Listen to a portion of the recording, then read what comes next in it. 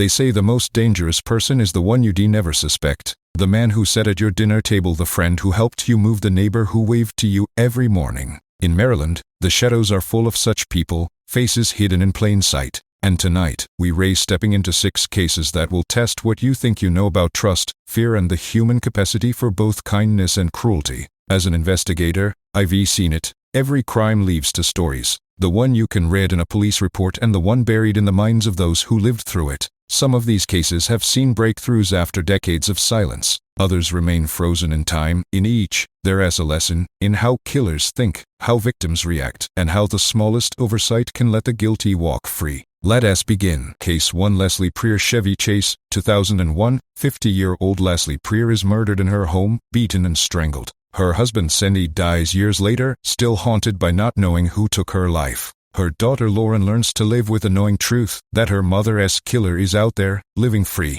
For 23 years, nothing. Then, in 2024, a forensic miracle, DNA preserved at the scene, combined with forensic genealogy, points to Eugene Legore.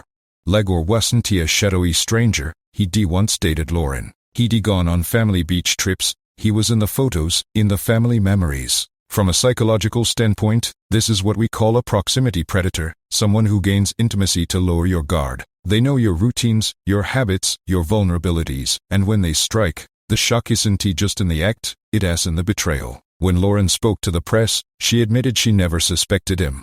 That's the power of what psychologists call cognitive dissonance, the mind's refusal to connect someone I love with someone who could harm. Legore pled guilty in May 2025. The maximum sentence he faces, 30 years, not for premeditated murder, but for second degree. That's another reality the public doesn't always see. The law and justice are not the same thing. Lesson: the people we trust most can also be the greatest threat. Learn the difference between familiarity and safety.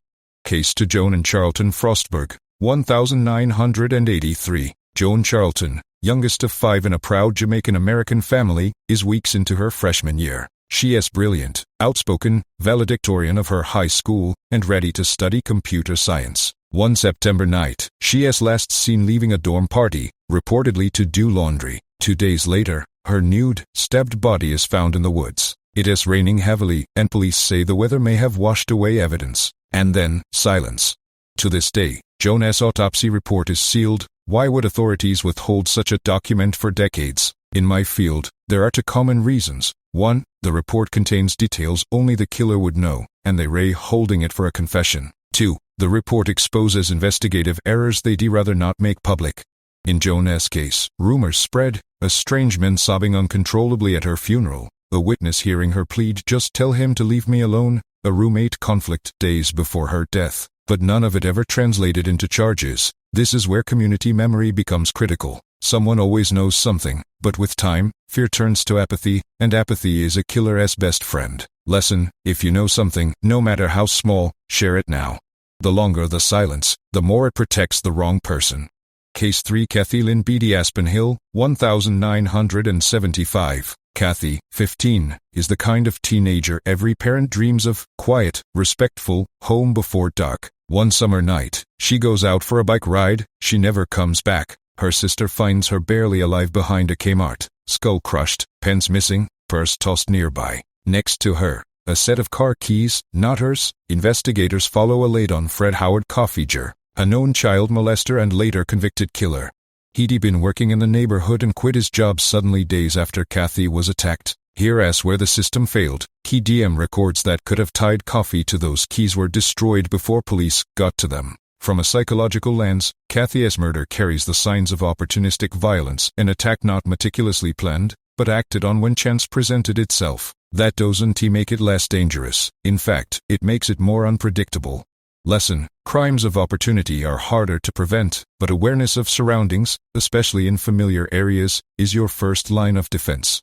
Case for Roger Hearn Kelso Glen Burnie, 1985. Construction crews find a rusted trash can buried in the woods. Inside, human remains. For decades, the man is simply John Doe. In 2019, DNA genealogy identifies him as Roger Kelso, last seen in 1962. He left home calmly, carrying books, telling his sister everything was fine. He was 19. Here as what stands out, there is no missing person report from his family, not because they didn't care, but because they believed he simply moved on. That belief, that silence, cost decades of investigative time. From a profiler's standpoint, the trash can burial is a containment behavior, not just to hide a body, but to symbolically erase the person. That often points to personal rage, not random violence. Lesson: disappearances should always be reported, even if you think you know why someone left. Assumptions can bury the truth. Case 5. Ronald Garrison, Dorothy Van Roden, Baltimore County,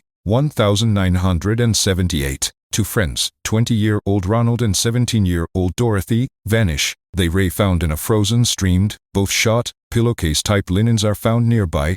Purpose unclear. Rumors point to a suspect now dead in prison. Some say there is DNA. But decades later, there is no confirmation, no closure. In my experience, double homicides like this are rarely random. They are usually about control, silencing witnesses, or eliminating threats. But when a case goes cold with a named suspect who is never charged, it leaves families with a unique kind of torment, the belief that justice was within reach and someone let go of it. Case 6. Quanice LaShonda, Orange Glen, Bernie, 1986. Quanice is weeks from her second birthday. She is found unresponsive in her apartment. The medical examiner rules blunt force trauma to the head, homicide. 4 people were there that morning, 2 adults, 1 child, and Quanice. No one has been charged. In family violence cases, silence is often deliberate, meant to protect someone, often a relative, from prison. But silence also means the victim is erased twice, once in life, and again in justice. From a psychological perspective, this case could be the result of displaced aggression, harm intended for someone else but taken out on the most vulnerable. Lesson: in closed-circle crimes, the truth almost always lives inside that circle. Breaking that silence is the only way forward. 6 stories, 6 families still waiting. If these cases teach us anything, it is that justice delayed isn't always justice denied, but it is justice diminished. If you know something, say something, because in the end, the truth will surface. The only question is, will it be in time?